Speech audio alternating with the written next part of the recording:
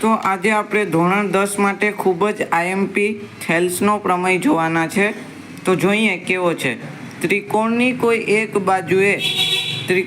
કોઈ એક બાજુએ દોરેલી સમાંતર રેખા બાકીની બે બાજુઓને બે ભિન્ન બિંદુમાં છેદે તો તે બે બાજુઓ પર કપાતા રેખાખંડો તે બે બાજુઓનું સમાન ગુણોત્તરમાં વિભાજન કરે છે। આવું કંઈક હેડિંગ છે। હવે આપણે જોઈએ પક્ષ કે ત્રિકોણ એબીસીમાં બીસીને દોરેલી સમાંતર રેખા એબીને ડીમાં અને એસીને ઈ બિંદુમાં છેદે છે। સાધ્ય એટલે આપણે સાબિત કરવાનું છે એડીના છેદમાં બીડી અને એઈના છેદમાં સીઈ। તો સાબિતી જોઈએ આપણે। તો સૌથી પહેલાં આપણે અહીં એબી લંબ ઈએન દોરીશું અને એસી લંબ ડીએમ દોરીશું। પછી આપણે ડીસી અને બીઈને જોડી દઈશું। પછી આપણે લેશું ત્રિકોણનું ક્ષેત્રફળ તો કે 1/2 પાયો ગુણ્યા વેધ। હવે પહેલા ત્રિકોણ માટે ત્રિકોણ એડીઈ જેને આવી રીતે લખાય એરિયા ઓફ એડીઈ તો 1/2 એડી પાયો અને વેધ ઈએન।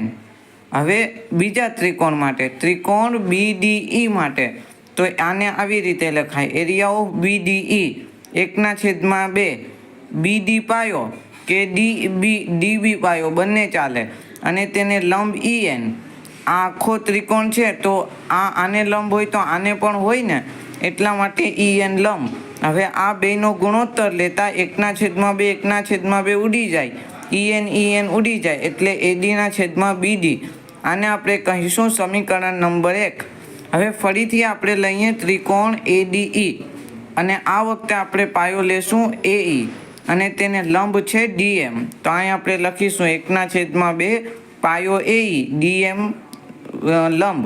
અને પછી બીજો ત્રિકોણ આપણે લઈશું ત્રિકોણ સીડીઈ તો એમાં છે 1/2 પાયો સીઈ અને તેને લંબ ડીએમ। એને લંબ ડીએમ લઈ લીધો। આ બેનો ગુણોત્તર લેશું તો 1/2 ઉડી જશે ડીએમ પણ ઉડી જશે એટલે અહીં વધશે એઈના છેદમાં સીઈ। આ આપણો થયો સમીકરણ નંબર 2। હવે ત્રિકોણ બીડીઈ અને ત્રિકોણ સીડીઈ એક જ પાયા બીસી અને બે સમાંતર રેખા ડીઈ અને બીસીની વચ્ચે આવેલા છે જે મેં અહીં લખેલું છે।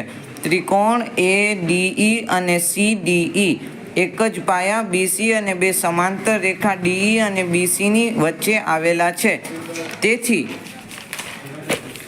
તેથી આ બે ત્રિકોણો સમરૂપ મતલબ એક સમાન થશે અને આને કહીશું આપણે સમીકરણ નંબર 3। એટલે સમીકરણ 1, 2 અને 3 પરથી સાબિત થાય છે કે એડીના છેદમાં બીડી અને એઈના છેદમાં સીઈ